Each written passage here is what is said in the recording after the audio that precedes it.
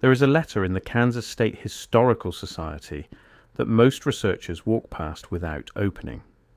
It was written in October of 1901 by a schoolteacher named Edna Morse, who had been teaching in Osage County for 19 years. The letter is addressed to the county superintendent of schools. It is 2 pages long, and in it Edna Morse describes with careful and deliberate language why she intends to continue teaching from her original curriculum even after being told explicitly to stop. I found it because I was looking for something else entirely. I was tracing the adoption records of standardized textbooks across the Midwest between 1895 and 1910, trying to understand why the economic content in American classroom instruction shifted so dramatically in such a short window. The same question keeps pulling me deeper, but the further I went into those state archives, the more I realized the textbooks weren't the real story. The teachers were, because the teachers remembered what was there before, and a few of them wrote it down. What Edna Morse was told to stop saying was not radical. It was not dangerous by any reasonable measure. It was simply the economic history that American schoolchildren had been taught for the better part of 3 decades, the mechanics of how money was created, the historical relationship between land ownership and poverty, the documented record of who benefited when currency policy changed and who bore the cost. These were not opinions. They were the curriculum. And in 1901, across the country, quietly and without public announcement, they began to disappear. The timing was not accidental. 1901 was the year William McKinley was assassinated and Theodore Roosevelt took the presidency. It was the year United States Steel was incorporated as the largest corporation in the history of the world, capitalized at $1.4 billion, a figure that exceeded the entire annual revenue of the federal government.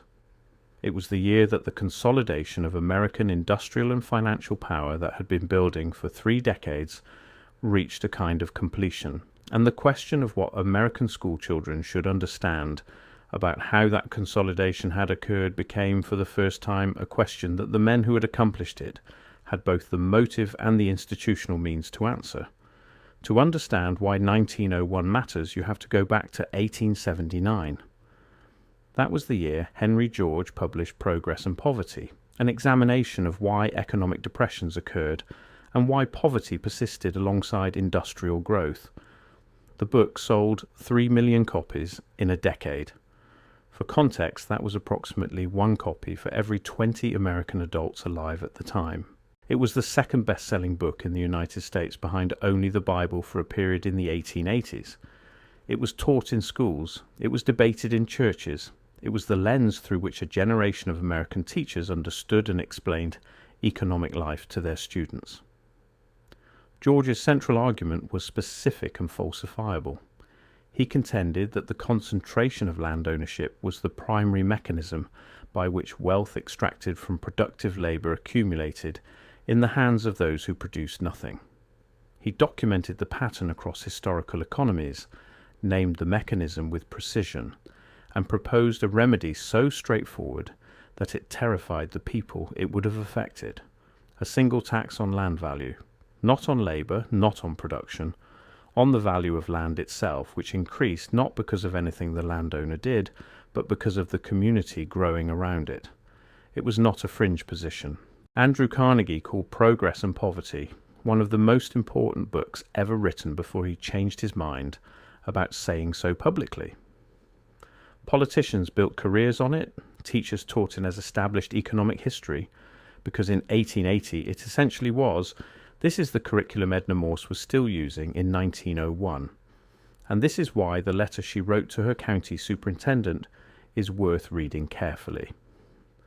She had received, as had school teachers across Kansas, Ohio, Indiana, and a dozen other states, a new curriculum framework that year. The frameworks arrived through state education boards, which had begun receiving substantial organizational support from a network of philanthropic foundations that had not existed a decade earlier. The framing was always the same: modernization, efficiency, preparing students for the industrial economy. The new curriculum frameworks were thorough and well produced. They specified content with a precision that earlier frameworks had not. And what they specified with equal precision was what should no longer be included. The economic history of monetary creation was gone. The documented history of deflationary policy in the 1870s and 1880s, which had transferred wealth from debtors to creditors on a scale that a generation of economists had called the greatest organized robbery in American history, was gone. Henry George's land value analysis was gone. The Greenback movement, which had proposed that the federal government rather than private banks should control the issuance of currency, was not merely deprioritized.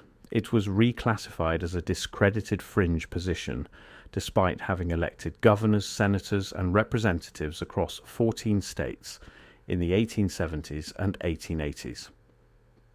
The Granger movement's documented record of railroad monopoly pricing against which prairie farmers had organized, and which had produced the Interstate Commerce Act of 1887, was reduced to a footnote. The National Banking Act of 1863 and what it had done to rural credit availability was not taught at all. The chain of cause and effect connecting federal monetary decisions to farm foreclosure rates across the Great Plains, a chain that farmers themselves had understood well enough to build a national political movement around it, was replaced with a narrative about individual thrift and market efficiency that contained no mechanism and no names. What replaced it was not wrong exactly. It was simply incomplete in ways that benefited specific people. The new curriculum taught that markets allocated resources efficiently when left alone. It taught that wages reflected the productive value of labor. It did not teach who decided what productive value meant, who set the conditions under which that determination was made, or what the documented historical record showed about what happened to wages when workers had no organized alternative. It taught the conclusion. It removed the evidence that had led prior generations to question that conclusion. Edna Morse understood this precisely.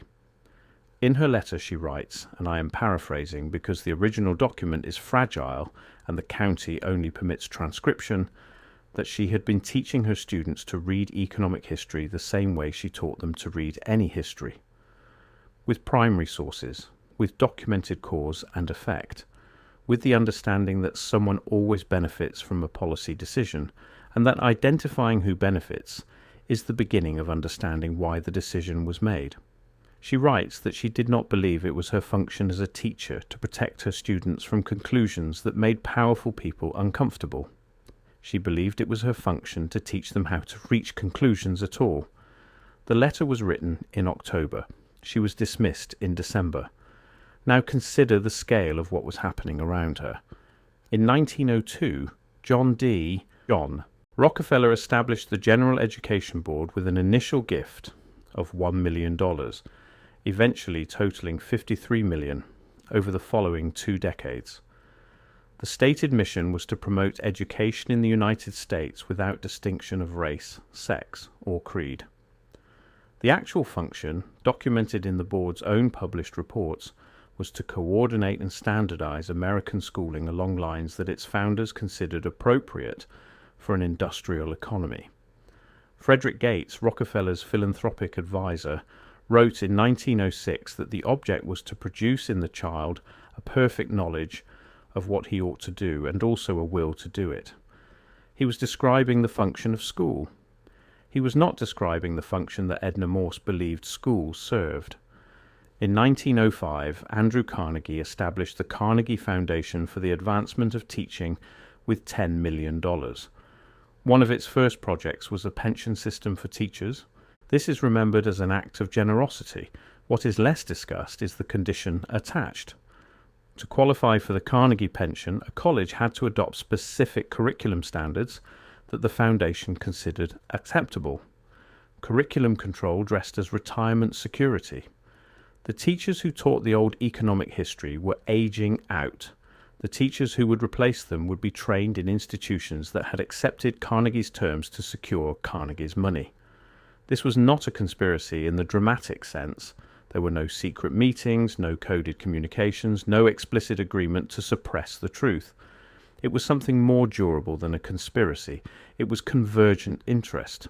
The men who funded the standardization of American education were the same men whose accumulated wealth the old economic curriculum explained, documented, and questioned. They did not need to coordinate. They needed only to fund. Go back to Kansas, back to Osage County in the winter of 1901. Edna Morse knew her students. She had watched them grow up in farming communities where deflationary currency policy had foreclosed their parents' land in the 1880s and 1890s, transferring it to Eastern creditors at fractions of its productive value. She had watched families lose in 2 years what had taken a generation to build, and she understood from the economic history she had been teaching why that had happened and who had designed the conditions that made it happen. And she understood that if her students never learned that history, they would have no framework for recognizing it when it happened again. They would have only the story that markets were natural, that outcomes were deserved, and that poverty persisted because of failures of individual character, rather than structural decisions made by people with names and addresses and specific financial interests. That is what she refused to stop saying. Not a theory, not an ideology. A documented pattern with named beneficiaries, available in historical records, traceable through congressional testimony and court filings, and the archived correspondence of the men who made the decisions. She was not teaching radicalism. She was teaching the evidentiary standards she applied to everything else. Her students remembered her. That is the part of that stays with me. 3 of them wrote letters later in their lives, 2 of which have been located in county historical collections in Kansas, and they describe their teacher in nearly identical terms. They describe a woman who treated economic questions the same way she treated geological questions or biological questions, as things that had answers, and that the answers could be found if you knew where to look and what to look for. One of them writes that she was the only teacher he ever had who made him feel that the world could be understood, not simplified, not explained away, understood. He writes that after she left, the new teacher was perfectly kind and perfectly useless in that specific way. The students who sat in Edna Morse's classroom in 1901 were born around 1888. They would have been in their early 20s during the Panic of 1907, when J.P. Morgan essentially performed the function of a central bank by coordinating private capital to stop a financial collapse. They would have been in their 30s when the Federal Reserve Act passed in 1913, the legislative resolution of the monetary debate that their teacher had been forbidden to include in her curriculum. They would have watched, with whatever framework they retained from those last years of the old curriculum, the same mechanisms their teacher had documented play out at national scale. Whether they recognized what they were seeing depended entirely on whether Edna Morse had gotten to them before December of 1901. The General Education Board published a document in 1913 titled The Country School of Tomorrow. In it, Frederick Gates writes with striking frankness that the aim of education is not to create independent thinkers, but to produce useful citizens who will perform the tasks society assigns them without friction. He did not use those exact words, but the document is publicly available and the meaning is not subtle. The goal was a population literate enough to follow instructions and not literate enough to question the instructions' origins. The old economic curriculum was incompatible with that goal because it taught origins. It taught that instructions had authors with interests, and that the interests could be named. There is a question I keep returning to. How many Edna Morses were there?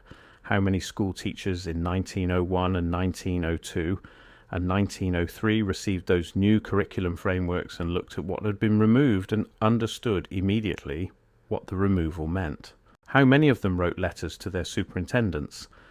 And how many of those letters were preserved? And how many of those that were preserved have been read by anyone in the last 50 years? The Kansas State Historical Society has 1.4 million documents in its collection. They have been digitizing since 2003. Edna Morse's letter became searchable in 2019. Before that, it was in a folder labeled Educator Correspondence, Osage County, 1890 to 1910, a folder that has been in the archives since 1948. 70 years in a folder. And if there is one Edna Morse in Kansas, there are 50 more in Ohio and Indiana and Nebraska and Iowa. Teachers who saw the curriculum change and understood what the change meant and wrote it down, because that is what teachers do, they write things down, and whose letters are sitting in state historical societies and county courthouse basements and university special collections waiting for someone to look in the right folder. The economic history that was removed in 1901 did not disappear entirely. It survived in the letters of teachers who refused to accept the new frameworks without protest. It survived in the memories of students who remembered being taught to ask who benefits before accepting any explanation of how the world worked. And it survived in the documented record of what happened to the American economy in the decades that followed, a record that makes considerably more sense when you know what the curriculum that preceded it contained. The archive is open, the documents are there. And somewhere in a folder that nobody has thought to check since 1948, a teacher is still trying to finish the lesson she was told to stop giving. The last school teacher who taught the original history did not lose because she was wrong. She lost because what she was right about was inconvenient to people who had recently acquired the institutional capacity to determine what American children would and would not be taught. That capacity has not diminished. What has diminished is our memory of what was taken. And memory, unlike power, can be restored by anyone willing to open the right folder.